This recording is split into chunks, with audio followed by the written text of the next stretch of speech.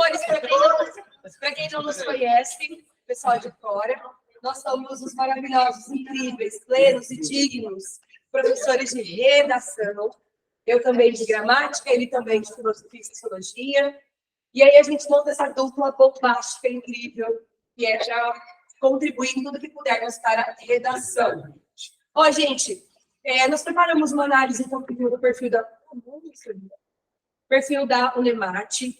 A gente quer falar um pouco de noção de estrutura, um pouco de noção de tema, de repertório, de critério de avaliação e correção, e principalmente, como nós estamos o quê da prova, gente? Um mês? Quando que é a prova certinha, data? 4 de julho. Nós estamos a um mês da prova, nós queremos nos colocar à disposição para produção e correção. Vocês sabem que nós temos nosso curso, nunca que a gente está querendo fazer merchan, só para complementar, né? A gente tem nosso curso na sexta-feira, 4h30, 6h30, e aí vocês estão convidados a estar conosco numa aula para que façamos a correção com vocês, ok? Então, aproveitem para... Na sexta-feira, tá? Começa 4h30, mais ou menos 6 horas da tarde, a gente está corrigindo as redações. Isso. Se alguém quiser vir para a gente corrigir, ou caso seja necessário, me manda pelo WhatsApp. A gente demora um pouco. Trabalho mais. Tem muita coisa, mas a gente está... Depende do aluno também, eu já faço seleção natural. Com certeza, na prioridade, você fixado no seu não. Eu faço ele respondeu na hora. Ele respondeu na hora. O quê? O Luiz? Ele respondeu na hora. Não, normalmente, se eu estou fazendo, eu estou no intervalo de escola, uma coisa, eu já vou olhando para poder não acumular mensagem. Isso é meio desequilibrado. Eu já permiti que o marido baixe o Instagram do celular dele para ele responder para mim umas coisas que é fácil, que Deus não dá conta de responder. Gente, e é assim, a gente quer comentar um pouquinho o fato da Unemate ser tão parecida com o bonito, com o maravilhoso e mais acessível Enem. Glória a Jesus, né, gente? Meu Deus do céu. Vocês arrebentaram. Ó, gente, o perfil vestibular, ele difere muito da instituição, concordam? Dependendo do lugar, tem características específicas. O fato da Unemate ser parecida com o Enem nos tranquiliza. Vocês se sentem mais tranquilos com essa perspectiva? De verdade, eu acho que é isso que motiva, né, para o aluno fazer. Porque se ele não tem certeza do que ele quer... A FAPEC, vocês têm certeza de alguma coisa da FAPEC? Não. Os caminhos do túnel escuro. Isso. Então, assim, a FAPEC não tem perfil nenhum, assim como os outros, ou alguns outros vestibulares, né? Mas o que eu estava comentando com o prof, olhando os temas anteriores, vocês viram, gente? A gente vai anotar aqui no quadro, porque eu gostaria de propor, né, conversei com o prof, que as primeiras redações que vocês fizessem, em especial para adaptar o perfil do Enem, da Unemate, são os temas anteriores. Então, vocês viram o tema do ano passado, gente? Eu confesso que eu desacreditei que esse tema seria cobrado em vestibulares. Eu, particularmente, quando fiz uma aula temática sobre esse tema, fiquei muito inquieta, assim. E nós trabalhamos esse tema no passado. Trabalhamos, pronto. Quando retrasado no curso, quando a Teresa estava, também trabalhei esse tema. Que foi o aumento do suicídio entre jovens. Então, assim, eu acho que é um soco no estômago, uma questão delicada, não saber lidar com o tema muitas vezes, influenciá-lo de maneira negativa, né, comportamentos, até que vão para a linha da doença emocional mesmo. Então, eu fiquei bem preocupada, mas eu sinceramente acho que não devem existir temas tabus. Eu acho que a gente não tem que ter um tempo nesse assunto, não se fala. Igual tem esses chavões de que religião, política e futebol não se discutem, eu discordo. Eu acho que política tem que se discutir sim, até para que a gente tenha uma perspectiva crítica. E o ano de 2019 trouxe o tema do voto. Eu acho que religião se discute sim, tanto é que a gente precisa entender e respeitar o lugar do outro. E o Enem já trouxe o tema em torno do combate à intolerância. E futebol não tem que discutir, o Corinthians é melhor, e também. Não é isso? Eu vou colocar os temas anteriores no quadro, eu gostaria que fossem as suas 3 primeiras propostas, beleza? E aí a gente vai falar desse perfil de tema, né, prof? Que é um tema mais crítico, um tema mais político, um tema mais forte, porque eu acho que esse é um grande diferencial do perfil Enem.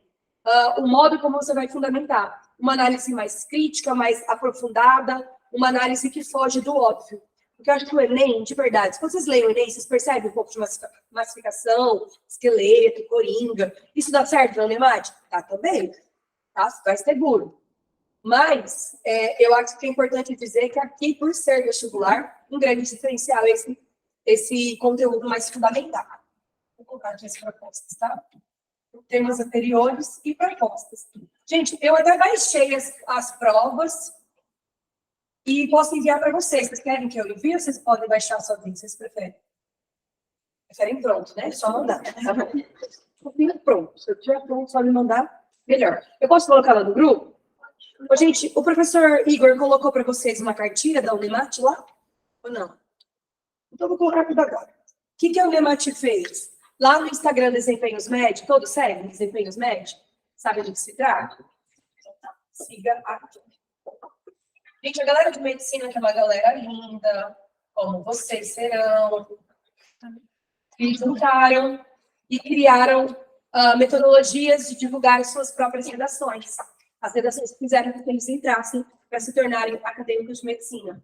E eles fizeram o seguinte, todas as universidades, todas é muita coisa, mas a maioria das universidades seguem esse padrão e os próprios bonitinhos de medicina disponibilizaram suas cartilhas. Quando você entra no Desempenhos Med, tem um link da bio com um monte de conteúdo. O primeiro deles são cartilhas. Quando você entra, ele abre para você escolher entre universidades públicas e privadas. Quando você entra nas públicas, tem as regiões. Centro-Oeste, a gente dá todas as universidades aqui da nossa região. E na Unemat tem uma... Aqui em 2022, eu não sei se as redações já foram divulgadas. Eu acredito que não, por isso que eles ainda não colocaram. Daí eu vou mandar para vocês a de 2021, tá bom? Gente, mas abre, acho que não tem redação nela, meu amor. Porque não sei se meu celular que travou, se eu não consegui, isso foi lerdeza na minha carta. Mas eu não vi que tinha redação. Ó, gente, enquanto eu coloco os temas aqui, vamos lembrar um pouquinho do perfil de estrutura, de como argumentar, porque sabe o que eu penso? O fato da FAPEC ter uma estrutura tão questionável, ser tão avessa a modelos esqueletos, nos deixa um pouco inseguros e faz com que a gente questione até o próprio perfil do Enem. Eu acho que isso influenciou até no resultado do Enem. A maioria de vocês fez o Enem ano passado? Todos sim? Também que não? Não fizeram Enem. Teve inclusão pessoal acaba sendo. Entendi. E deixa eu perguntar outra coisa. O meu assunto aqui, que vocês dois não fizeram Enem. Eu mandei a pagar o boleto, ela não pagou. Falei que ia pagar, todo mundo deixa que eu pago. Tirando o escape que estava fazendo faculdade, ninguém tem justificativa, né, Pronto, pagou. Gente, todos tiveram um bom resultado em Enem? Acima de 800? Acima de 900? Menos de 700? Muito bem. Então é isso. Eu acho que o Enem, ele teve um percentual muito alto de notas, né, gente? 5% dos alunos tiraram acima de 900. Esse é um percentual imenso. Até, por exemplo, no último ano do governo Dilma, era 1%. Então, mas a educação melhorou muito de lá para cá, né, sobretudo pós-pandemia, e o número aumentou para 5%. Claro que isso é uma ironia, porque, na verdade, o que a gente vê é o Enem flexibilizando um pouquinho, passando um pouco a mão. Qual é o percentual de redação acima de 800, gente? Alguém falou no cursinho? 13, 17, enfim, é um percentual muito grande também. Totalizando, a gente chega a quase 20% das redações acima de 800. Então, é um percentual alto num país com tantos problemas de educação, concordo? Especialmente porque a gente sabe que 95% dos alunos que têm idade para estudar estão em escola pública. Escola pública, a redação é boa, gente? Vocês sabem? Alguém já estudou em escola pública? Como é que é a redação lá, gente? Não é. Né? Não é, só isso. Um ano de aula de escola pública, muito tempo. Aí, bem no iníciozinho mesmo, de 2003, 2004, não tinha redação. Daí nós aprendemos uma redação, um curso de redação na escola pública, gratuito, né, obviamente. Porque não tinha aula de português, só português, né, literatura. Era uma vez ou outra que eu ouvia falar em literatura, né, eu não ouvia a palavra literatura, interpretação dele. Aí eu resolvi colocar um curso de redação lá, os professores não gostaram, eu mandei todo mundo a merda. Não gostaram. Eu ia fazer e eu fiz e abri, né? E aí fizemos um curso de redação, e foi onde os alunos conseguiram nota todos os de 900. E os alunos só estavam levando um chumbo, né? Isso foi em 2004, melhor dizendo. Pensa. Então, bem no início do Enem, de certa forma. Mas o que eu vejo? Eu vejo que... Mas escola pública é isso, você não tem redação. Aí você faz uma redação no terceiro ano, né? É muito. Isso quando faz, né? Aí vai fazer como redação. Ou não fazem, ou o professor simplesmente só dá o ponto porque fez. ou nunca Ou fica como trabalho de casa, né? Quem quiser fazer. Enfim, e a verdade é que em escola pública, gente, os alunos não têm condição de fazer redação, eles sabem como é. Nem estrutura, nem conclusão. E você vê que não é falta de esforço, é um cara que não tem instrução. O professor pegou para fazer um curso, a galera deu conta. E gratuito, né? E o mais interessante, né, daquele discurso do aluno que estava perguntando que quer estudar. Um ódio por isso, que a sala lotou, tivemos que fazer 3 turmas. Aí eu tive que dar 2 períodos de aula de graça. Né? E com a redação de graça, mas claro, isso porque eu quis. Mas você quer uns 10 alunos, né? 15 minutos para dar aí. Não, na verdade, filho, assim, eu mesmo de em termos de horário, eu estava pelo horário. Como que é disponibilizar para os 3 turnos, né? Mas eu consegui os horários e fiquei muito feliz, sabe? Os alunos, cara, todos conseguiram entrar nos cursos que queriam. Não queriam medicina, né? Porque esse professor, como, né? A gente nem ensina para medicina. Mas outros cursos que eles aumentaram, engenharia, conseguiram passar, psicologia, etc., até enfermagem. Mas medicina não tinha como, eu tinha que ter uma bagagem. E nenhum professor quis dar aula de química, física e biologia. Fui falar com os demônios não quiseram. Não vou ganhar nada. Só é dinheiro também, né? Não pode pensar em melhorar a qualidade da escola, por quê? Eu falei, e se quanto mais alunos vierem para cá, ver que a escola foi um polo de referência, vai ter mais alunos da escola, vocês vão ganhar mais dinheiro. Não é óbvio, aumentar o salário, é limitação, né? Então, não quiseram. E aí, mas os alunos foram muito bem. Professor, educação física, um monte de curso, sabe? São cursos que eles fizeram. Eles conseguiram, né? Isso é muito, já não formado mais tempo, é óbvio. Mas isso é muito bom. Então, eu vejo que esse resultado do Enem, de quase 20% acima de 800, é o milagre das notas, tá, gente? Sinceramente. Eu acho que é o milagre das notas. E o reflexo desse resultado são os esqueletos. Vocês têm já os argumentos que vocês gostam de utilizar, melhor dizer, os repertórios? Vocês já têm os repertórios que vocês conseguem enfiar em vários temas? Sim ou não? O ano passado, tá, a Chutizuki, né? A Chutizuki não está aqui hoje. A Chutizuki, ela foi fazer lá no norte, no nordeste, né? Ela foi fazer vestibular, né? E a Chutizuki, gente, ela amou muito o Spinoza. E na época, lembra? Você falava, não sei se era a área da Chutizuki. A gente fazia curso, né?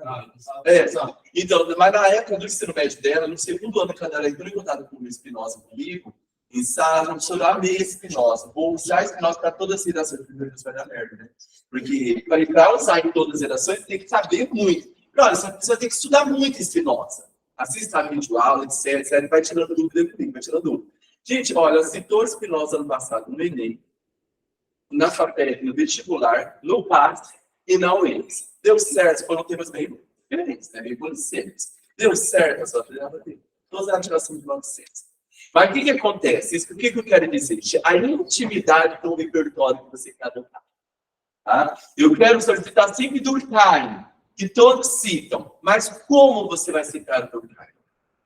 Né? Como você vai visualizar Durkheim? Por quê? Quem é doutor hoje em Durkheim, tudo que acontece na sociedade ele consegue ler pelas lentes de Durkheim, tá entendendo? Tudo. Até desequilíbrio ambiental. Por quê? Porque é uma pessoa que comeu a sorte de Descartes e come diariamente, entendeu? É como eu gosto muito de Descartes. Meu doutorado foi em Foucault e Levinas. Então, tudo que eu vejo sobre sociedade, eu consigo chegar com Foucault. Mas por quê? Eu li todas as obras de Foucault. Então, isso é repertório, gente. E essa é a diferença, como bem no iníciozinho, da intimidade de você argumentar com profundidade. Quando você gosta, vamos supor, eu gosto de fatos históricos. Quando você mergulha no fato histórico, você escreve, a gente lê. Pessoal, é nítido. A Adri vai concordar comigo. Quando a gente lê um texto, a pessoa tem intimidade com aquilo que ela está citando. Como ela cita, sabe, só como o Frankenstein. O texto Frankenstein, né? Ele vai citando para montar ali as caixinhas dos períodos. É um texto que não tem liga, coerência interna do texto, sabe? Quando você lê um texto que o aluno tem propriedade naquele que está discutindo, é um texto maravilhoso. Então, eu sempre digo o seguinte, faça erros gramaticais com a redação nota 1000, por exemplo. Mas não faça problemas de argumento. Tá? Pode ter uns lisos ou outros, mas o argumento tem que chamar a atenção do corretor. É um argumento bem escrito, bem trabalhado, que isso chama a atenção. Então, por isso que eu digo a vocês, tem os seus repertórios. Quais repertórios vocês utilizam para a área da saúde? Quais repertórios você tem para a área da violência? Que repertórios você se apropriou para a área, vamos supor, da educação, né? Então, a área de saúde pública, né? Quais são os seus repertórios? Você tem isso memorizado. A intimidade com o repertório de vocês. Se não há intimidade, a pessoa não sai. Então, bateu os olhos, é da grande área, educação, ou é violência, né? É uma questão ambiental, pô, já tem uns repertórios. E sempre estar o quê? Nessa coisa de dança, escavando o repertório. Eu gosto de tais fatos históricos, de tais pensadores, de tais questões de vídeo. Sempre vai no YouTube, escavando. Professores comentando aquele tempo, comentando sobre aquele repertório, aquele filósofo, aquele sociólogo, aquela obra literária. A obra literária, vamos pôr Iracema. O que os especialistas em Iracema falam? Que tem especialistas só na obra de Iracema. Então, você imagina quantos caras escavaram Iracema, José Ricardo. Então, busca, escava, para vocês terem propriedade na discussão e do argumento. Você vai precisar de falar isso aqui, você vai até ferrar. Rápida. Então, você vai quase psicografando, você vai embora, você tem intimidade no seu repertório, você enxerga facilmente muitos temas. Então, essa é uma questão que, para mim, é fundamental. Pronto, estou aproveitando que você está falando sobre os repertórios coringas. Eu coloquei aqui os causadores, que são os coringas, né? Eu pensei a gente ir fundamentando com alguns autores, se você quiser, para a gente sugerir. Olha, eu acho mesmo que muitos vão para o debate, sabendo que é o perfil Enem, talvez com uma análise superficial. Eu vejo isso. Eu acho que uma grande falha do Enem é quando você tem aquele esqueleto pronto, que não abraça direito o tema. O corretor até passa pano, vai te dar uma nota boa aí, em torno de você tira onde sai, né? Sim. Sai da emendada, tá vivendo, mas tá mais ou menos. Vai todo retalhado, né? Todo retalhado. Só que quando você faz uma coisa bem pertinente ao tema, um repertório que é bastante crítico, bastante aprofundado, tá na cara que você tem propriedade. O professor está falando disso, né? O seu corretor, eu como corretora de banca de vestibulares, eu vejo assim, tá na cara que essa pessoa tem propriedade com o modo como ela amarra o repertório coringal tem. Então, me ajuda aí, quais são os coringas bem batidos no Enem? Mas que dão certo também. Quem são? Constituição, Sociedade do Cansaço. Cidadão de papel. Cidadão de papel. Cansaço. Sociedade do Cansaço. O que mais? Bauman. Mais alguém? Eu acho que Hobbes, né? Tem mais alguém? Hannah Arendt. Essa é a gente tem que falar. Constituição, Paulo Freire. Enfim. Então, vocês sabem. E se eu pesquisar hoje, modelo de redação na internet, o que eu vou ver de modelo pronto lá? Além desses, né? Eu acho que a gente vai ver aquele da Utopia, do Thomas More. Acho que a gente vai ver bastante com Constituição mesmo. Vamos ver modelos prontos, sei lá, Carlos Drummond de Andrade, no meio também de uma pedra. Esses modelos que você acha que você encontrou, deve ser usado? Você encontrou? Será que muita gente encontrou? Muita gente encontrou. Ok? Então, eu de verdade queria recomendar que vocês fugissem do óbvio. Fugissem do básico, fugissem do massificar. Ok? Então, quando a gente trabalha, cara, ontem nós demos uma aula e o tema era automedicação, humanização da saúde. Nós estamos trabalhando por eixos no cursinho e estamos focando. Ficamos umas 4 semanas em meio ambiente, agora umas 4 semanas em saúde. Porque daí a gente mexe tanto no tema, em muitos vieses, daí a pessoa está em repertório para tudo. Quando a gente fez uma aula semana passada falando sobre HIV, eu fiquei, de verdade, gente, eu fiquei de boca aberta, assim, com o repertório que o Prof trouxe. Fazer coisas naturais, se a gente quer faltando lá agora. Não, meu trabalho. Acho que é aqui mesmo. Acho que é aqui mesmo. Ó, então, quando você percebe, o professor Carlos Igor, vocês sabem que eu vou te dar esse momento que eu te valorizo. Professor pós-doutor, gente. Então, assim, em especial, a área e o foco dele, que é o Foucault, cara, ele dá banho mesmo. E você, quando ele começa a falar, você vê que ele tem muita profundidade no que ele está falando. E é isso que eu queria que vocês absorvessem. Uma coisa que ele me falou e me impactou é o seguinte: às vezes você vê que o aluno colocou um repertório, que ele tem boas análises, mas às vezes você aprofunda tanto o seu olhar em um determinado conteúdo, repertório, que a fala desse autor influencia nas suas próprias visões. E o seu ponto de vista também é o ponto de vista do autor. E aí, em algum momento, há um entrelaçamento da sua tese com o autor. E o autor não está ali só para fundamentar o seu ponto de vista. Ele está ali para embasar e para justificar até o seu próprio ponto de vista. Então, é isso que o corretor vê. E eu, enquanto corretora, eu percebo que você tem ou não propriedade do que está falando? Claro que sim. Quando você só apresenta o assunto do parágrafo, traz o repertório e comenta de maneira crítica, sem relacionar essas ideias, está evidente que você está fazendo algo pronto, que você está fazendo algo sem criticidade, sem envolvimento. Né? Só montando tijolo. Só está montando tijolo. Dá para fazer isso na redação do modelo Enem? Dá. Vocês conhecem muito bem a escritura. Na introdução, em geral, uma grande diferença do Enem para vestibulares é iniciar com o repertório. E aí o repertório mais pop é bem visto. Uma série, um filme, sei lá, um livro. Pode colocar mesmo o repertório pop? Você gosta de repertório pop? Vai depender de como vai colocar, né, cara? Depende do tema, depende do repertório pop, depende do documento. Sim. Né? Tem muito disso. Eu acho que pop é fácil. Ser acessível. Eu vou substituir a introdução com o repertório por explicar o que é. Então, esse perfil de explicar o que é, ele está mais para o caminho do vestibular. No Enem, na Unemat, quando a gente pede a proposta de intervenção, eu acho que a introdução tem esse grande diferencial. Imediatamente iniciar com o repertório. E daí você fecha no segundo período, né, faz ponto final, divide o seu parágrafo. Conjunções. Sim. Todos sabem que são conjunções, né, gente?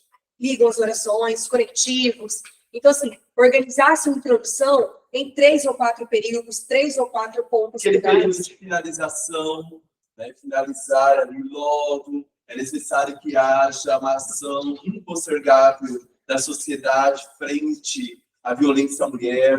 É um gancho para a proposta de gancho para a intervenção. proposta de intervenção, é se Então, finalizar. Quando você faz a sua introdução com 3 ou 4 períodos, deixa bem evidente para o corretor que você está apresentando o repertório, trouxe o seu tema e sua tese, vai trazer, sei lá, um projeto de texto, um tópico frasal para desenvolvimento 1 e desenvolvimento 2, e aí esse quarto período que o prof comentou. Né? Urge, portanto, a necessidade... Todos os parágrafos, né, Adri? Então, não só a introdução, mas o D1 e o D2, vocês têm falado do D2, né? O desenvolvimento 1 e o desenvolvimento 2, tem que ter necessariamente o último período, é uma linha, né? É aquela linha reflexiva, crítica, vai deixando no debate, faça sempre, até anotem, não sei se a Adri concorda, mas sim, que a gente vem catado a estrutura, o último período do D2, ele faz um investimento crítico, que a Unemat, ela traz temas polêmicos. Então, mostra o teu posicionamento de maneira crítica, encerrando cada parágrafo. O parágrafo ele não pode ficar sem encerrar, tá? Eu percebo assim, de cada parágrafo como uma mini redação. Perfeito. O primeiro período é uma mini introdução, mini desenvolvimento, miolo, e no final, uma mini conclusão. Então, faça um desfecho sempre crítico, que uma pessoa lê e fala, nossa, esse cara gostou do que ele escreveu, ele mesmo gostou do que ele escreveu. Então, aquele último período de uma linha e meia, se posicionando de maneira crítica ou reflexiva, tá? Para você fechar a ideia, porque isso mostra para o corretor, para a segurança, de que você sabe do argumento que você trouxe. Essa ideia de que a estrutura macro da redação, que é começo, meio e fim, ela está refletida na estrutura micro, de apresentar o início do parágrafo, o meio do parágrafo, o final do parágrafo, é muito importante. É você mostrar a noção simétrica, de fluência. Coerência interna e externa textual, entendeu? A gente, quando lê, a gente costuma dizer, a estética textual. Sim. A estética textual não é se tem erro ou não de letra, boa ou não. É aquele texto que você vai lendo, ele vai correndo. Sabe, aquela estética, aquela lisura textual, aquele texto que parece um painel de leitura. Você vai lendo e vai embora. Isso agrada o leitor. Eu certeza que a Maria fica feliz quando pega desse vai ler, que vai embora, olha, vai embora, gente, mas que texto bom. Entendeu? Até fácil, né, Dri? Alguns tem gente que gravaram, não, mas foi tão bom, você foi, é 10. Aí fala, nossa, mas teve 2 TT gramaticais. Sim, teve, mas o texto foi tão corrido, foi tão gostoso de delineá-lo, e essa fluidez que vocês precisam ter. Isso é garantido por essa questão de coerência. Isso que eu ia falar agora, tem que pensar no aumento da correção. Pensar no corretor. A mente humana gosta do padrão. A gente gosta assim, eu sei que ela na escola, eu sei o meu lugar, eu sei onde eu sento. Então, o corretor, quando percebe, bom, organizou 4 períodos, tem começo, meio e fim, vai sempre terminar com crítica, vai sempre fundamentar. Quando tem essa estrutura organizada, a fluência para o corretor que percebeu o padrão dos seus parágrafos, fica claro. É uma coisa que eu vejo que vocês estão perdidos quanto ao vestibular, quanto à FAPEC, quanto a outras instituições, né? Vou pegar a gente concordou comigo. Quando a gente faz essa transposição aí do Enem para o vestibular, fala, mas eu não sei como é que eu termino, mas eu não sei como é que eu começo, qual que é a diferença da sei lá o que para o sei lá o que. Então, o Enem e a Unemate, não, você tem essa segurança da estrutura, ok? Gente, tá tranquila a estrutura para todos? Ou vocês ainda precisam consolidar? Como é que tá? Tranquilo? Balança a cabeça. Ó, especialmente quem tá incerto, vem para a gente olhar sua redação juntos, tá? Lá na sexta-feira, eu quero avaliar com você. O professor faz uma análise bem crítica dos repertórios, eu com você estrutura, em norma culta, tá bom? Porque daí a nossa principal preocupação é de você se sentir seguro com a sua estrutura. Eu acho que isso tem muita influência, beleza? Depois de comentar um pouco de estrutura e de comentar um pouco desses coringas, eu quero voltar ao seu olhar dos temas. Ó, aconteceu em 2022, foram os obstáculos no combate e prevenção ao suicídio dos jovens. A gente tem o perfil do Enem com uma palavra-chave sendo destacada aqui, né, prof? Uma palavra. Evidentemente, os obstáculos, né? Eu acho até que por estar no plural é interessante você deixe bem evidente para o corretor e também a prevenção, né? Eu acho que é importante. Eu acho que daria para usar assim, né? D1 e D2, talvez. Obedecer ao comando do tema, envolvê-lo lá, desenvolver características para combater, para prevenir. Eu acho que traria uma ordem inversa, inicialmente prevenção, porque a ideia é essa, né? De você tentar resolver o problema antes que ele aconteça. E o combate, casos até de tentativa, né? De diminuição do número, enfim. É um tema bem delicado. Vocês se sentem prontos, gente? Tem propriedade para falar sobre esse assunto? Como é que vocês se sentem de tempo? Que repertório vocês utilizariam? Daí eu acho que dá para saber se vocês estão tranquilos em relação. Comenta. Alguém fez a animação desse tema no passado? Não? Não? Como é que foi, Lu? Você se O que segura? você sentiu? Qual o repertório que você trouxe? Mas eu fui bem por conta de ter tido uma aula sobre um tema parecido. Ah, que legal. Uma redação sobre um a tema fala- parecido. A fala do Lu diz o seguinte: quanto mais eu mexo nos temas, quanto mais eu faço análises temáticas, quanto mais eu pesquiso, quanto mais eu produzo, mais segura eu fico. Então, às vezes, a produção não é só para você treinar ou algo assim, é mais para você ter repertórios mesmo, você se sentir seguro para falar sobre muitos assuntos. Né? Então, o que mais? O que falar, gente? Tá bom. Você está pensando em falar? Eu pensei lá, né? Necropolítica, acho que ele bem, né? Você conhece a Ashley Baby, a necropolítica, né? A política para a morte, pegando 3 minutinhos que o Sala colocou. Quem eu acho que é um cara que está vivo, né? Ele vai trazer para nós uma leitura oposta à biopolítica de Michel Foucault, que, quando ele está fazendo uma análise do século XIX, ele vai dizer que existia, né, uma política para a vida, mas a política para a vida é de segregar populações, mapear populações, dominar populações e controlá-las. E aí eu acho que o BBM, que é esse cara agora, ele pega a biopolítica do Michel Foucault e vai dizer o seguinte: não, na verdade, se antes, no século XIX, até ao alvorecer do século XX, havia uma biopolítica, uma política para a vida, né, por manipular a sociedade. O que é biopolítica? Vamos pensar pandemia. Quem morre velho, que deve viver os novos. Então, deixa os velhos sem aparelho e intuba os novos, velhos morram. Isso é biopolítica, quem vive e quem morre. Aí, na necropolítica, o meio vai dizer, não, a coisa é muito mais embaixo também. A necropolítica é criar uma política hoje, com a contemporaneidade, devido à volatilização do neoliberalismo, nós vamos ter uma política voltada para a morte. Só que quem deve morrer? Todos aqueles as quais fogem e escapam ao padrão idealizado por uma instituição de poder. Né? Então, o neoliberalismo, como que ele seleciona quem tem poder de compra e quem não tem poder de compra? Então, é a política para a morte. Quem tem condições de comprar, quem não tem condições de comprar. Então, logo, essa é uma forma de seleção. E que essa seleção da necropolítica, ela não leva em consideração, por exemplo, nem mais a cor da pele. Porque, como vai dizer, eu acho de Mbembe, né? E até o Silvio Almeida, que vem da necropolítica de Mbembe e da biopolítica de Foucault. O Silvio Almeida é aquele jurista que todos vocês, né, já ouviram falar. Vai falar do racismo estrutural. Ele vai dizer o seguinte: olha, o maior problema da necropolítica é que ela é um facão bem amolado. Tá? Ela foi amolada no lombo e no couro do negro. Mas agora ela está tão amolada que quem passar na frente dela já é retalhado, inclusive o branco. Eu falo, por que da necessidade de combater o racismo? Porque até mesmo o branco já está sendo retalhado por esse facão que foi anulado no couro do negro. Né? E isso é a necropolítica. Quem não tiver poder de compra, quem não tiver condições de se autogerenciar, né, ser autoempresário, né, dessa roda que ficou ali do patrão e funcionário, o funcionário ter autonomia, como o funcionário tem autonomia diante do patrão? Você faz o patrão quer, você recebe as contas. Né? Então, independente de ser branco ou negro, vai ser retalhado. Esse é o maior problema da necropolítica. É qualquer um que passar pela frente dela é retalhado. Tá? Se não estiver nos moldes que o neoliberalismo ensejar como ideal. Né? Como modelo padrão. Pronto, coloquei no meio, é necropolítica e sobrevivência. Ó, gente, por favor. Dá para citar o Durkheim nesse tema? Durkheim? Sim, perfeito. Coloca o Durkheim, que o Durkheim faz. É só ter um detalhe. Vou tentar falar de um modo que muitos não usam, porque muitos utilizam o Durkheim. Como você deveria utilizar o Durkheim? Coloca aí o suicídio anônimo. Então, traga o conceito de Durkheim. Segundo Durkheim, o suicídio é uma anomia experienciada pela sociedade. Tá? Por quê?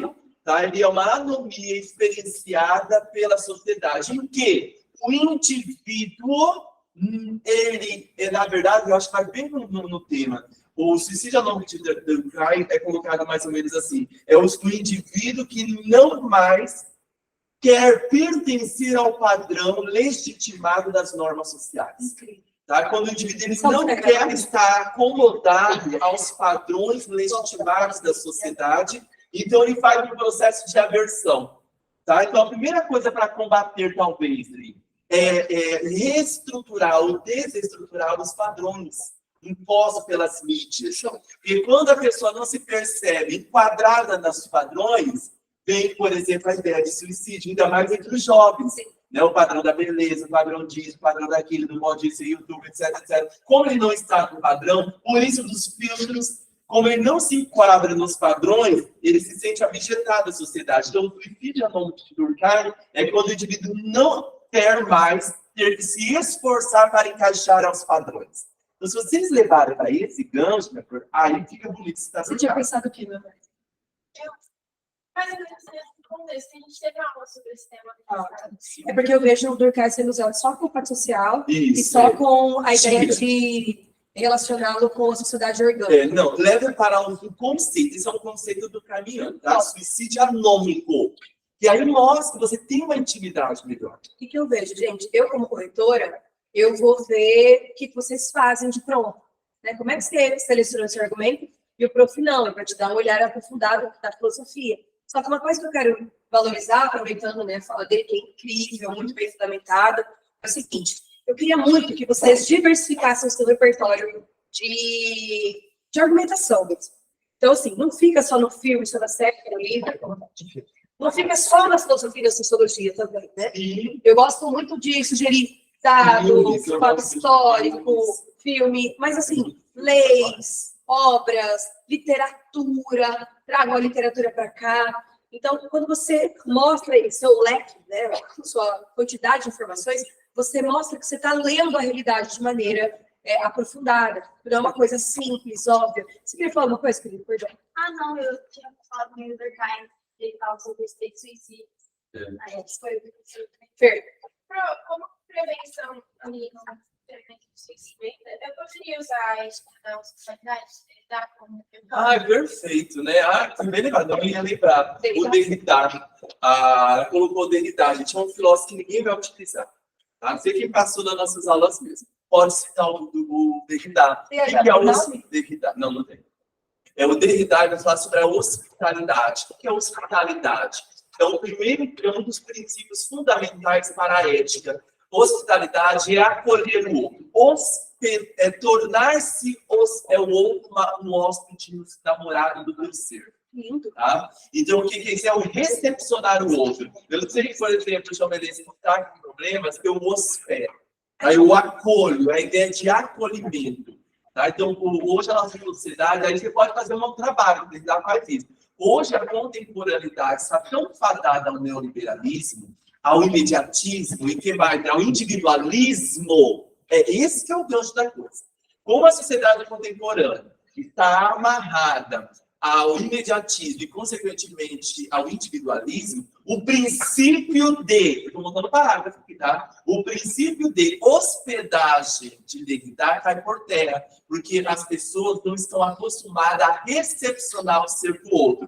E a ausência do acolhimento tem exponenciado aqui o suicídio de muitos jovens. Quem Aí, quer fazer um argumento desse, gente? Isso muda. A pessoa lê isso, fica muito bacana. Você tem Tá? que ver. Essa é a questão. Vai todo mundo mandar uma constituição, vai todo mundo fazer uma coisa simples. Obrigado. Até vai usar o Durkheim, mas vai ficar no nível E uma superficial. coisa que a Adri falou, eu concordo plenamente. Isso debate muito na tecla. Para diversificar a diversidade do repertório. Citou um filósofo, cita um fato histórico, ou cita uma obra literária depois, cita uma letra de uma música, o exemplo de algum artista. Evita usar duas citações, dois deitados. Ele foi fazer vestibular e citou o filósofo da introdução, o filósofo de um, o filósofo de dois. Eu falei, gente, o que você Dá pra saber que você uma faz história da filosofia, né? Começa com a letra de uma música. Aí eu penso, eu gosto sempre assim, amortece ali mais uma música, um filme, um livro, uma introdução, mas no D1, conceituo. Aí pode trazer um filósofo, um sociólogo. Mas no D2, traga uma obra literária, traga um dado atual, uma notícia, né? Algo atual. Mostra que você tem diversidade de repertório. Não fica só uma literária, também só filme. Então, claro, você só vê filme. Em termos de Enem, a gente tem isso previsto na matriz curricular da competência 3. O Enem e a própria Unemat, ele fala selecionar, relacionar fatos, informações, defesa do ponto de vista de diversas áreas de Mostrar que conhecimento. você passou no ensino médio. Tem diversas áreas de conhecimento. Por exemplo, tem conteúdo da química que eu posso sair para dentro do meu texto? Posso. Da física, vamos colocar limites, né? E daí, nada contra, assim, nada a favor. Não dá. Esse equilibrar aqui é uma matemática, né? Mentira. Desconfiava, viu? Aquela cara de Deus. Ó,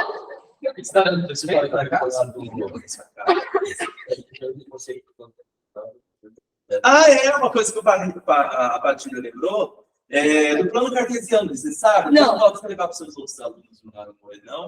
O plano cartesiano de Descartes. Né? Quando Descartes ele pensa no plano cartesiano, poucos participantes de matemática sabem disso. Isso, que é a questão da emoção. Você sabe qual é o plano cartesiano, né? Correto? Tá? Então, aqui, ó. O plano cartesiano. Quando Descartes, obviamente, de ser matemático, quando ele pensou o plano cartesiano, só mais a área da filosofia hermenêutica que sabe disso. Sabe o que ele estava pensando aqui? Sobre duas questões importantíssimas na construção do ser humano, que é a razão e emoção. Emoção. Tem que estar em equilíbrio. Isso, hermenêutica. Por quê? Qual é o equilíbrio do ser humano? Isso aqui, ó. Isso vai demonstrar que o ser humano está em total equilíbrio. O contrário disso é o desequilíbrio. Então, ou seja, Adriana, segundo René Descartes, o plano cartesiano revela o equilíbrio da razão com a emoção para que o sujeito mantenha-se distanciado de um suicídio. Tá? O que é um suicídio? Então, vamos pegar, dá para interpretar o que seria o suicídio para Durkheim? O desequilíbrio e a não harmonia do plano cartesiano, razão e emoção. Tá? Então, Durkheim, quando pensou o plano cartesiano, aqui, ó, no meu corpo, localizado, razão, emoção. Tá? Então, para Durkheim, o desequilíbrio está na não junção, na não proporcionalidade, razão e emoção. Então, por que a pessoa se suicida? Ela se suicida porque ela está desequilibrada e desproporcionalizada quanto à razão e emoção. Isso é o que a gente fala hoje em terapia, não é, Pri? Olha, racionaliza suas emoções. Sentiu raiva? Racionaliza suas emoções. Isso veio de Descartes. Segundo René Descartes, no seu plano cartesiano, deve haver um equilíbrio entre razão e emoção, a fim de que o suicídio não seja uma válvula de escape. Né?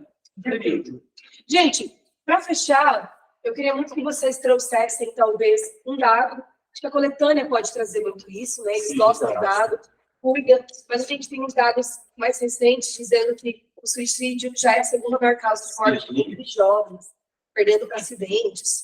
Então, é muito sério o que está acontecendo, né? A gente tem um mundo, a cada 40 segundos, uma tentativa. Então, é muito, muito grave, né, o que está acontecendo. Então, para além dos dados, eu acho que é importante mencionar leis.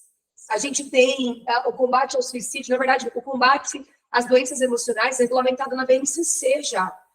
Do ano passado para cá, nós temos leis recentes que incluíram a necessidade de debater isso na escola. Eu costumo comentar que muitos temas têm que passar pela educação. Acho que a educação é um grande causador. Eu acho que a falta de debate, a falta de política pública, a falta de análise cultural sobre isso, a gente acaba perpetuando o problema. Então, acho que é uma boa forma de analisar, voltando o seu olhar para a lei. Pegando essa questão da Adri colocar, né, da necessidade de você expor isso à discussão, na verdade, ela tem uma causa muito antiga. Por que não se fala do suicídio? Porque durante muito tempo, até hoje, alguns pensam, mas em especial no passado, o suicídio era muito mal visto pela Igreja Católica, como algo demoníaco. Né? Então, o suicídio quase não ia dar nem rezar pela morte da pessoa no inferno. Então, isso criou-se um mal, um estigma em torno do suicídio. Não se fala, por quê? Porque o suicídio é coisa do demônio. Eu acho que um outro viés que eu tenho visto, prof, é um alerta dos psicólogos de que não saber falar do suicídio, falar de maneira respeitosa, acaba incentivando. E aí eu quero voltar a me olhar imediatamente para 13 porquês. Conhecem a série, gente? Eu fiquei chocada quando assisti. A primeira temporada, eu acho que é bem dentro do tempo, são os 13 que levaram a Hannah a se suicidar. Ela deixa filhos. E são 13 pessoas. Aí ela conta que ela sofreu bullying, foi frustrada, enfim, várias situações. Mas a segunda e terceira temporada, ela desencadeia, eu falar desengata, mas não sei se seria o termo certo. Mas ela traz muitos gatilhos. Eu sou cheia de trem, eu fiquei toda mexida, assim, com um ocorrido. E hoje a gente tem muitos psicólogos especialistas da área da educação recomendando que não se assista, porque ela utiliza pela culatra. O que perceberam foi mais um incentivo do que um olhar cuidadoso para que ele não aconteça. Então, a gente está na linha aí do que é prevenção, do que é incentivo, Padilha. Então, eu acho que a série é legal, a gente tem lei, a gente tem dado. Eu acho que como fato histórico, trazer a questão da demonização do suicídio, da falta de debate, da falta de abordar esse assunto com seriedade, são repertórios bem diferentes.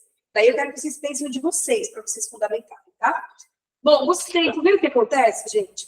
Acontece que, numa análise temática que a gente trabalha juntos, na verdade, a gente pega aquela sala da iOS e enchemos o quadro de repertório de olhares muito diferentes, para além da estrutura, para além do repertório, das competências, a gente tenta fazer a completude da análise desse tema. A gente não vai conseguir fazer isso com todos, mas, eu quero comentar que em 2021 e 2019, vou perder, 2020, nós tivemos o ingresso por meio do Enem, por causa da pandemia, né?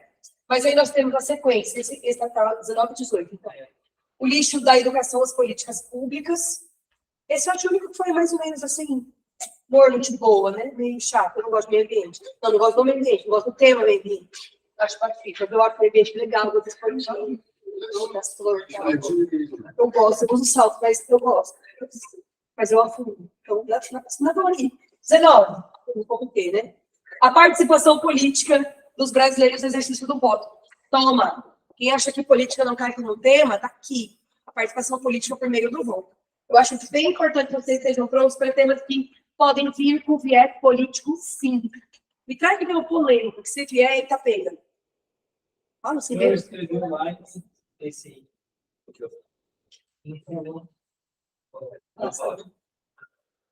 Eu acho que, falei, tema político que vai dar problema. Você vai ter medo, talvez, de falar. Falei, posse e porte de armas. Maioridade penal. Mas agora eu quero os que foram debatidos politicamente. Movimento anti-vacina. Sim, só também. Vai, tá. Falei. Esses que tiveram claramente um viés político, você vai cair aqui. Aumento da morte de árvore, não. Isso. Podem dar lá no Rio de Janeiro. Eita. Foi a palavra que é? Esqueci. O que aconteceu no Rio de Janeiro, gente? Eu não sei, eu acho que é muito forte. Que palavra que é? Democracia. Hã? Terrorismo? Entendi. Foi um atentado? Ô, gente, o ocorrido no dia 8, o que foi? Aconteceu lá? Manifestação. Eu vou manifestar na sua casa. Só por A gente vai para a delegacia, eu estava se manifestando. Ó, Vamos lá, a vamos lá. escolha da sua palavra Vai estar tem o que dia para você, né? Vou manifestar lá na casa do Fora para dentro. Não, importante Portão para dentro fechou. Vou manifestar. Desculpa, gente, eu não vi que já me deixo para cima. Você acha que a debate tende para alguns lados? Sim, eu acho que sim. Eu acho que a universidade pública no Brasil tem um viés. Qual é? Me digam. Responda vocês. Qual o viés político da maioria das universidades? Posicione-se, sem medo. Sempre à esquerda. Por que será? Mas também tem, a Uramate acho que tem de outro lado. Tem de outro lado, será? Na verdade, a universidade, quanto universidade, elas têm o centro-esquerda. Mas dentro das universidades, se tem as facetas de direitos civis. Tanto que a gente Aí vai tem- depender das reitorias. Sim. Tá? A gente tem o nosso reitor aqui indicado pelo último Nosso presidente. reitor aqui, a nossa Universidade Federal, ela tende ao centro, para a esquerda. Mas só que a reitoria é de direita. Entende? Entendeu? Então, eu acho que sim, vai ter um viés. Mas, especialmente, de maneira geral, o viés Mas aí eu não importa o que eu colocar na redação. não importa. Importa como você fundamenta. É. Tá? Mas o que eu estou polemizando aqui de cunho política é para você não ficar com medo. Sim. O pior é você não se posicionar. Você fala, não, é manifestação ou é Ou é X aí. porque a manifestação ou é do terrorismo. Vai que mostra a mão aqui, ó. Isso aqui, acabou. Beleza? É terrorismo. Haja vista o desrespeito à democracia previsto na Constituição. Por exemplo. Só um. Bom, gente, bora fechar comentando esses causadores coringas. Deixa eu comentar aqui. Comenta aí. Luiz, anota aí, pessoal. Aqui eu tava falando para tá? Tema você vai falar. Vocês já ouviram falar de Leibniz? Então, Leibniz já memoriza aí sobre as mãos. Depois tem uma pesquisadinha no YouTube, tem vídeo de 3 minutos, 4 minutos, tá? Para vocês citarem, só ver como escreve o nome, né? Para você citar. Isso, é o BNIC. Tá? Porque daí você citam pessoas, como a gente colocou nisso, diferente, tá? É comum. Quem é o Leibniz? O Leibniz começaram a tido como filósofo dos filósofos, ele escreve muito difícil. Tá? Ele é um personagem quase como professor para os grandes filósofos. Tá? Por isso que ele é pouco cobrado nos vestibulares, mas cai. Tá? Tem vários que caem uma questão ou outra. Ele é um racionalista, tá? De um racionalista bem diferente de Descartes. Tá? E o que são as mônadas? Isso aqui cai também nos vestibulares, tá? Para a filosofia. Hã? Ele está no século XVII, século XVIII, tá? Final do século XVII e século XVIII. Então, ele também é um racionalista. E ele vai dizer... Qual é a diferença dele de Descartes e de Spinoza? Descartes vai dizer que existe a dualidade de alma e corpo. O Spinoza vai dizer que é o monismo, que corpo e alma, Deus e natureza é uma coisa só. Né? E o Leibniz é um racionalista que difere totalmente da metafísica de Descartes e Spinoza. O Leibniz vai dizer que o que são as mônadas? As mônadas são, na verdade, identidades e universos em si, mas que necessariamente elas estão interligadas ao todo. Então, cada particularidade, cada indivíduo e cada ser é um universo em si. Tá? Daqui também o Einstein tirou muitas coisinhas para pensar. Tá? Então, as mônadas são partículas identitárias, são partículas identitárias exclusivas, únicas, mas que são interligadas ao todo. O que dá para tirar daí? Preconceito, racismo, tá? Que nenhuma pessoa está isolada socialmente. Todas as pessoas são particularidades, são singularidades, mas que as suas particularidades e suas singularidades não deixam de estar totalmente conectadas ao todo que é a sociedade, ao universo. Tá? Então, cada um de nós somos uma mônada, mas todos conectados e integrados à sociedade. Então, ou seja, por isso combater o racismo é importante, por isso combater as discriminações, por isso pensar o suicídio como um mal social é relevante, porque ele não é só do indivíduo que se suicidou. Ele é uma mônada que está interligada ao todo. O suicídio abala toda a sociedade. Então, somos mônadas. Então, acho que dá para vocês pesquisarem um pouco mais, depois vocês podem me gritar. Inclusive, é um coringa. Só que é um coringa atual. Bem Coringa incrível. Que foge do óbvio, que não é mais do mesmo, que não está pronto em tudo que é lugar. E daí eu vou poder falar disso em todo que é tema. Por exemplo, no lixo. No lixo, Dri, a mônada, o meio ambiente, a natureza, entendeu? São mônadas que necessariamente estão integradas, interligadas ao ser humano. Não há como desconectar o humano do meio ambiente. Por quê? Somos todos constituídos por mônadas, né? Que formam todo. Porque se citar no meio ambiente, ninguém vai citar. Essa ideia de que eu ajo local porque eu penso global. Penso global. Então, as ações, no contexto pequeno, né, Sim. positivas e negativas, elas vão ter uma Exato. reflexão. A Adriele é uma mônada. Ela tem as suas ações, seus pensamentos, seu existir, o seu falar. Mas só que, enquanto mônada, ela está interligada, interconectada ao todo. Então, por isso que a fala da Adri afeta. Tá? Porque ninguém age só. A sua ação não fica termitante em si mesmo. A sua ação afeta a sociedade. Então, isso é a ideia de mônada. Tá? Temos as nossas particularidades, mas as minhas particularidades afetam. E aí, analisando do suicídio para o lixo, a mônada também está Não perdendo serve a voto. decisão política. A minha decisão política é uma mônada que afeta toda a sociedade. Vê se cita de uma maneira bem tranquila. É isso que deve ser o critério para sua decisão de coringa. Um coringa fora do óbvio, que não todo mundo usa, que você compreende com facilidade de relacionar muitos temas. Eu acho que esse é o coringa legal. Né? Mas mais do que isso, prof, eu amei, achei incrível, como sempre, mas eu acho que tem que ser uma coisa que reflete você. O conhecimento que você se sente seguro. Exato. Porque às vezes o Padilha gosta muito de mitologia e para ele faz muito sentido colocar alguns mitos. Mas a Maria vai gostar muito da análise além do Corinthians, né, que é o melhor. Não consigo falar de outra coisa que eu olho para ela, entendeu? Mas vou continuar. E hoje é a do O Palmeiras. Corinthians é melhor, não é, Igor? Ele vai ganhar do Palmeiras hoje. É hoje. Todo mundo é Corinthians, não é isso, gente? E aí, eu vou lá e vejo que para a Maria não, ela gosta mais dos dados. Eu sou louca dos dados, né? Ela ama dados. Amo, gente. Eu amo. Obras literárias, gente, eu gosto tanto de uma obra literária desse cara.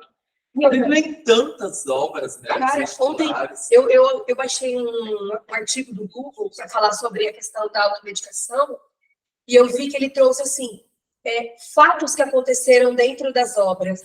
Eu fiquei chocada que ele trouxe o que aconteceu lá na Memórias Póstumas de Brás Cubas, quando ele sugeria que ele idealizou um remédio. E esse remédio seria um remédio que faria com que as pessoas fugissem da realidade e tudo mais.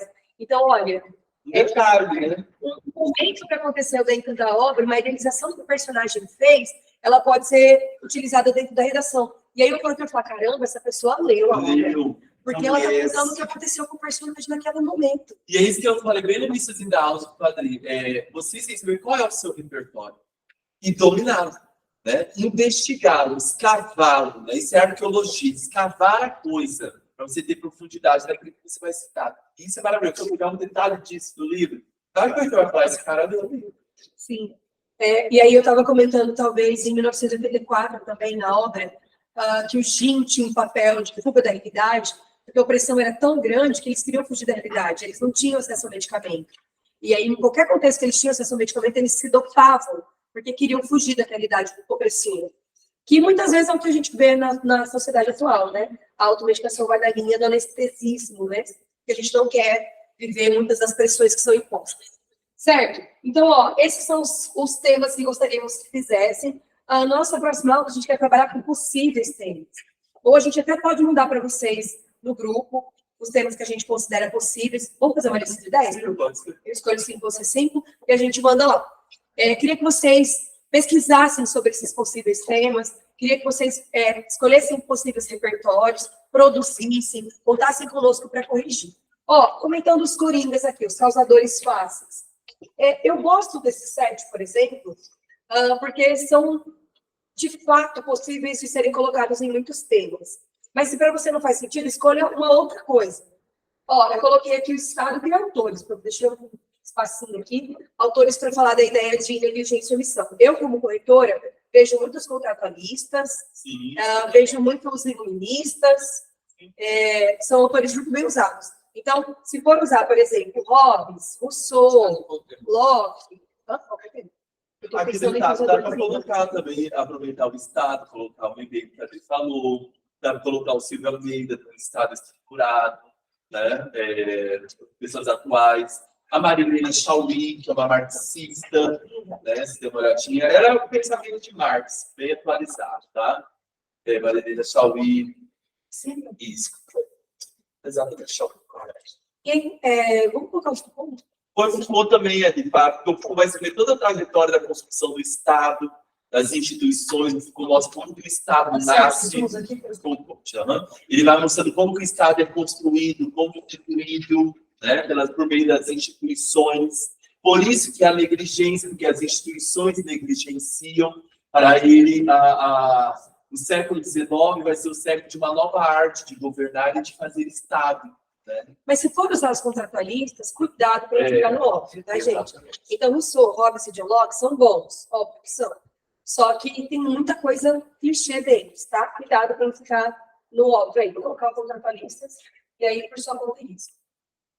Por que eu estou pensando em qualquer tema, Padilha? Porque eu queria que você estabelecesse cartas da manga para uma prova como essa. Eu acho que isso tem sido muito desestimulado para vocês para vestibulares. E eu também quero desestimular. Mas eu acho mesmo, quando você tem coringas na hora da prova, você vai fazer o que foi treinado, você vai fazer o que está pronto. Você chegou aí com algum coringa para a prova? Vocês são favoráveis ou ao contrário, gente? É ter um argumento para poder ir para a prova com alguma ideia pronta. Favoráveis? Sim, sim, sim, não, não, não. Ó, vou te contar aqui dos resultados dos alunos que tiram boas notas em Enem. Então, eu acho que é uma boa estratégia, sim. Claro que, se você for fazer isso em vestibular especial na FAPEC, a gente nem vive por meio de resultados, não é isso que eles querem, tá bom? Então, você tem que se adaptar ao perfil da prova, tá? Não estou dizendo para você ser um copista ou engessar ou fazer um esqueleto pronto para ser para tudo, não dá certo. Mas eu acho que tem que ter, sim, alguns repertórios coringas e sim, seguro na hora da prova. Bom, a sociedade. Ó, ontem o protocolo falou de automedicação e nós entramos imediatamente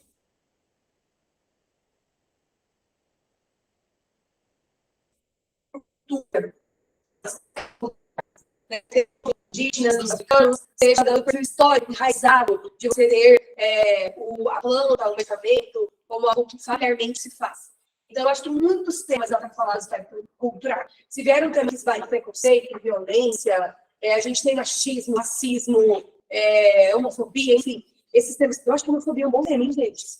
Para pensar. Quando foi regulamentada a lei da homofobia? 2020 ou 2021, não é? Vocês também é recente. E como a gente tem troca de governo, isso pode influenciar, gente, na análise das próprias universidades. Eu acho que é importante você estar pensando nos possíveis temas sociais que eram evitados e que, na minha opinião, agora não serão mais. E esse é um possível tema, um tema pesado, né, forte para trabalhar. Então, enraizamento, aspectos históricos, desinformação. Você quer sugerir algum autor? Aqui eu gosto muito, né, quando eu vou falar de cultura, eu gosto muito de citar o Stuart Hall, né? O Stuart Hall, que é um cara forte da área da... Ele é negro, né? O Stuart Hall, já ouviram falar do Stuart Hall? Não. Ele é pós-estruturalista, né? Ele é pós-estruturalista. O Stuart Hall, ele vai falar sobre identidade, sobre cultura, sobre ressignificação cultural, tá? Ele vai falar sobre a questão da necessidade de se pensar a cultura como um espaço de uma produção interceptada por vários outros significados culturais. Então, ninguém está estanque na sociedade, ninguém vive isolado culturalmente, tá? A cultura, ela é dinâmica, ela não é estática, tá? Ela trabalha na lógica da fronteira. Essa é uma palavra importante, né? A ideia da fronteira cultural. Então, todas as culturas estão na fronteira, não há uma identidade definida.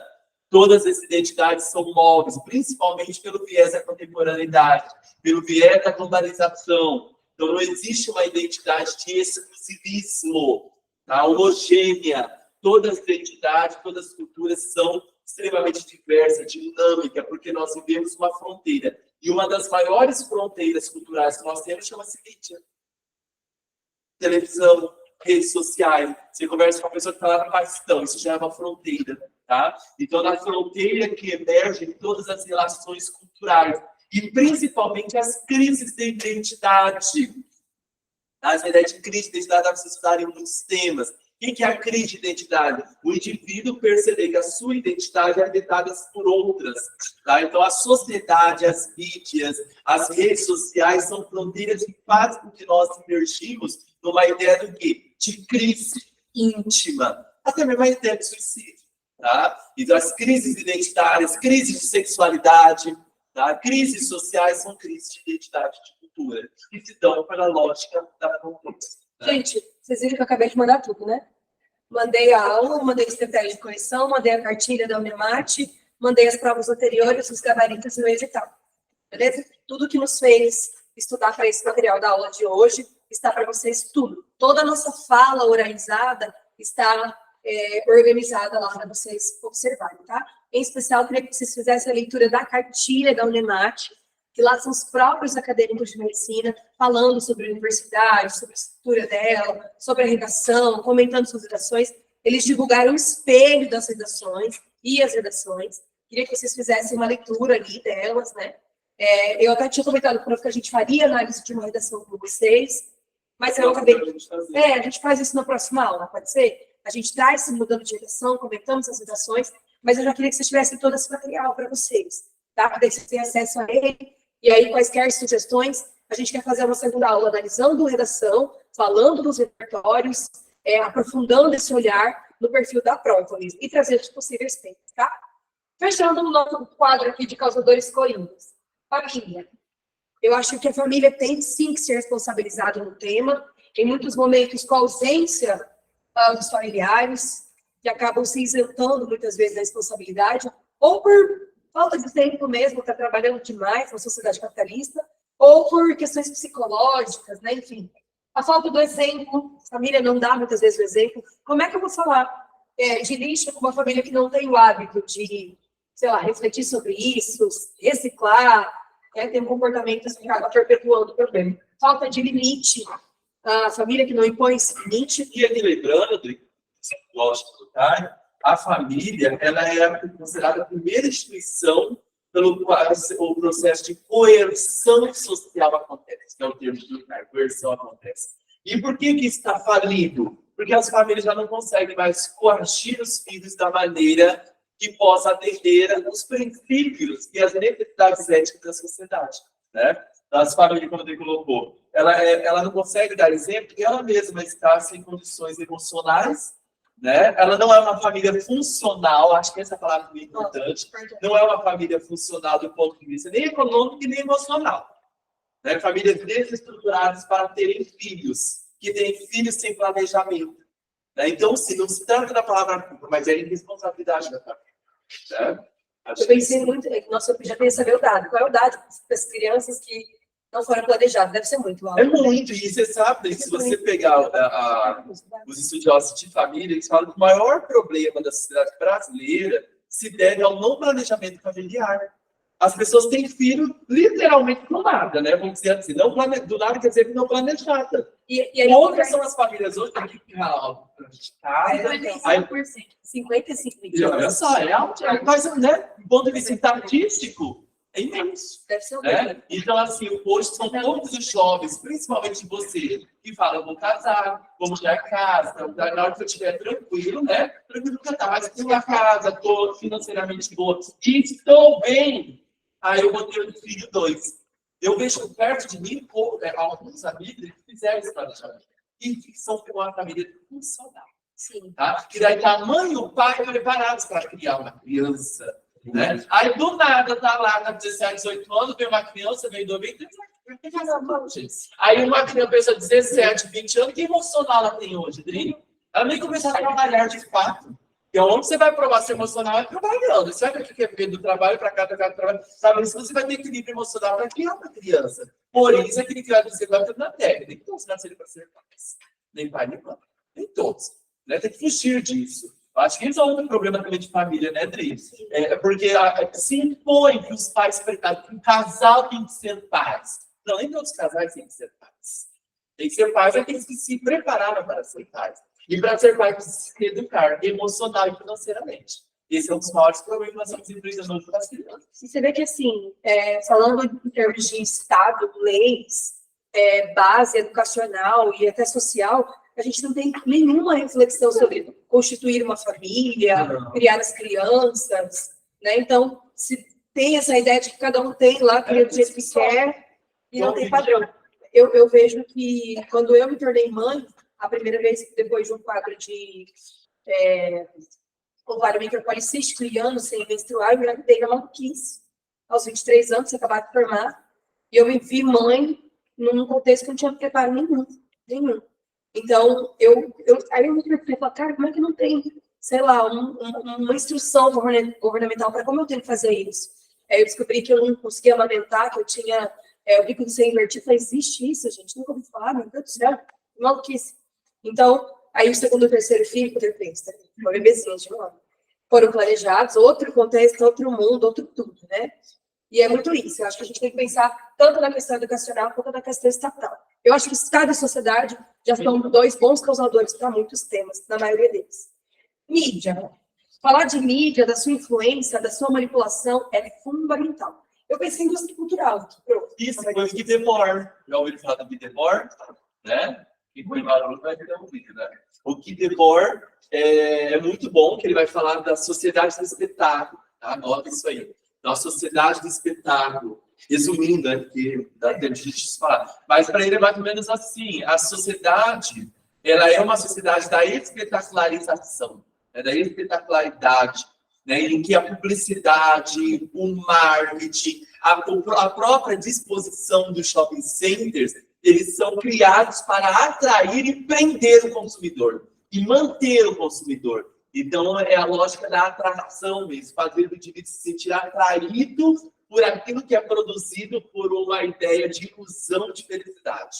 É uma ilusão, ser feliz ao consumir determinado produto. Então, a sociedade da espetacularidade. Não importa a interioridade, o que importa é viver o externo, estar sentado no shopping center, almoçando no shopping center, vestindo as roupas da moda. É a sociedade dos corredores de shopping center. E postando, né? Postando, né? Mediatizando, espetacularizando a sua comida, o seu relacionamento, né? Tornar isso um espetáculo, até porque a vida só tem mais alegria se a espetacularização. Aparência é o lugar da aparência, dos filtros, né? Dos filtros. Fiquei chocada quando eu vi um tema sobre a influência, a consequência do uso dos filtros nas redes sociais. Falei, nossa, nunca parei para pensar nisso. E daí eu vi uma fala da Anitta, de que ela gostou tanto de um filtro que ela decidiu fazer várias cirurgias para ficar igual ao filtro.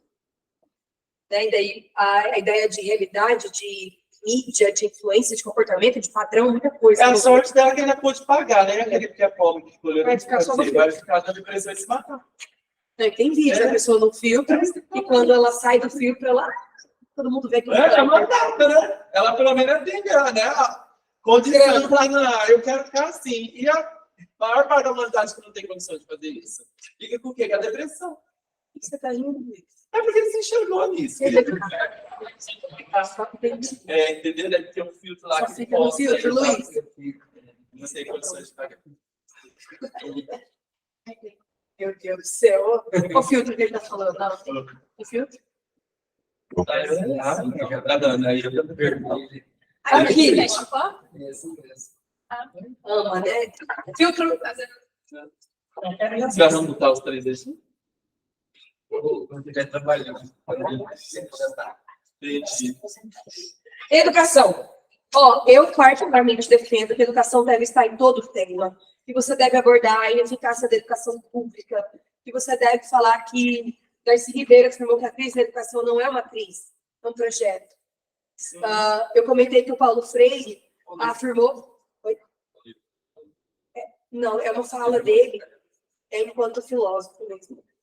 E a gente tem o Paulo Freire afirmando que seria ingenuidade das classes dominadas acreditar que as classes dominantes dariam condições para que eles fizessem uma leitura da sua própria realidade de maneira crítica. Essa ingenuidade. Então, a gente vê que o problema da educação pública no Brasil não é sem querer, é intencional, é para criar mão de obra barata, é para perpetuar uma informalidade, é para que essas pessoas se encaixem no lugar de inferioridade. É uma estrutura mesmo, é estrutural isso. Um tema que eu queria comentar em termos de educação, que eu estou muito preocupada, é o novo ensino médio. que acabou de ser suspenso, misericórdia, o que que vem, se vem um novo Enem aberto, se vier um tema sobre o novo ensino médio, você está pronto para falar dele? Que análise crítica que você faz? Vocês que estão saindo do ensino médio, acabaram de sair sem passar por essa mudança, como é que vocês estão lendo essa realidade? Entende? Você enquanto estudante.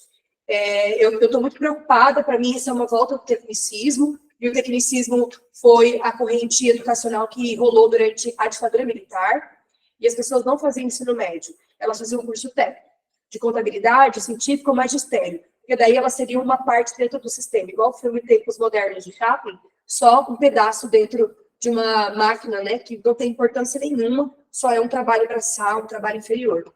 Eu gosto muito de comentar a importância de você relacionar com a tela. E aqui, imediatamente, eu lembro da tela do Abapuru, da Tarsila, que tem braços e pernas muito grandes, em detrimento de uma cabeça muito pequena, porque ela denuncia o quanto no Brasil o trabalho braçal é mais explorado do que o intelectual. Então, olha que uau, quando você pega uma tela, uma obra e relaciona com o que acontece. Maravilhoso. Eu vi isso em redações como FUVEST, obras, redações mais pesadas mesmo. Eu até faço lista de telas para vocês usarem, mas eu queria recomendar os artistas brasileiros, além da Tarsila, Cândido Portinari, Anita Malfatti. Eu queria muito que vocês conhecessem as nossas telas e usassem na redação, de maneira crítica, né? Acho que tira você do óbvio imediatamente. Mas a educação, então, descaso, a insuficiência, eu quero profundamente indicar Paulo Freire, mas para fugir do óbvio, a gente precisa ter uma análise bem crítica. Eu queria que vocês usassem pedagogia do oprimido, pedagogia crítica, pegar uma fala dele bem diferente e relacionar à educação. Tem um outro autor? Eu falei, o Darcy Ribeiro. Aí você falou do Darcy, coloca o Fernandes, né? E o Florestan Fernandes. O Florestan Fernandes foi um dos caras que encabeçou, por exemplo, a LDB, né? Então, ele foi uma das maiores autoridades quando se construiu o LDB, planejou o LDB. E ele era um cara que defendia plenamente uma educação pública crítica e não tecnicista. LDB é Lei de Diretriz e Base, a lei maior da educação do Brasil. Ele é um dos maiores sociólogos do Brasil, né? Considerado um dos pioneiros. Conheça, gente. Conheça, por favor, o cara. Conheça suas ideias, conheça a relevância histórica e educacional dele. Vocês estudam, Florestan Fernandes, né? Sociologia brasileira. Estudem e coloquem. Intimidação, silenciamento, nessa linha de que eu não consigo denunciar, eu não consigo me manifestar, eu prefiro deixar para lá, larga a mão, não dá nada mesmo. Então, essa ideia de falta de denúncia, eu acho que aqui nós estamos num argumento que vai pautar o quão velado alguns temas são. Eu imediatamente quero falar sobre tabu, que é um conceito que o Freud traz, né? O Freud diz que o tabu ele é feito de algo inquieto, sagrado, de origem incerta. Então, a gente simplesmente não fala sobre tabu. O suicídio é um tabu, concorda? Eu acho que é um grande tabu falar de suicídio. Eita, pega, nem fala, larga a mão. E aí a gente tem sexo, as doenças mentais, o que mais que é tabu, gente? Tudo que envolve sexo, né? Pedofilia, enfim. Daí a gente simplesmente não fala, vai entrar debaixo do tapete da sociedade o problema e ele cresce. Cada vez mais loucuros dentro da sociedade. Então, mas eu também queria falar sobre assuntos que falam sobre naturalização, prof. Por exemplo, quando a gente tem um problema sendo repetido, aliás, imposto, repetido e naturalizado. Você não eles falam disso. Eu lembro de sugerir Bourdieu, que ele vai falar da teoria do hábitos, né, nessa ideia de que eu imponho alguma coisa, daí ele fica naturalizado e aí ele só se repete. Daí a gente não tem o que fazer, é assim, sempre foi assim, é machismo, pedofilia, né, cultura do assédio. A própria Judith Butler também, né? Usem Judith Butler, gente, na verdade, gosta muito. Falando dessa questão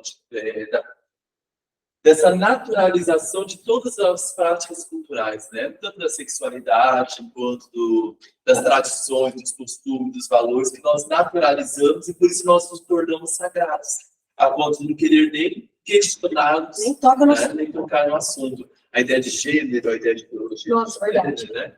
Então, ela é norte-americana, ela é da teoria queer, ela que cria a teoria queer, né? E hoje ela é uma das maiores autoridades que fala sobre gênero. Então, eu estou tentando pagar ela enquanto gênero. Ela tem preferência de mulher. Não, para ela o gênero é uma construção histórica e cultural. Tá? Então, o indivíduo não nasce homem nem mulher, ela revolve, ela alimenta a ideia de se manter voar Lembra, ela vai para a teoria aqui. Então, não há homem e uma mulher. Há um homem e uma mulher cultural e socialmente produzido. Porque o sexo em si, o pênis e a vagina não vai definir a feminilidade, masculinidade, não vai definir a sexualidade. A sexualidade não se restringe ao órgão genital.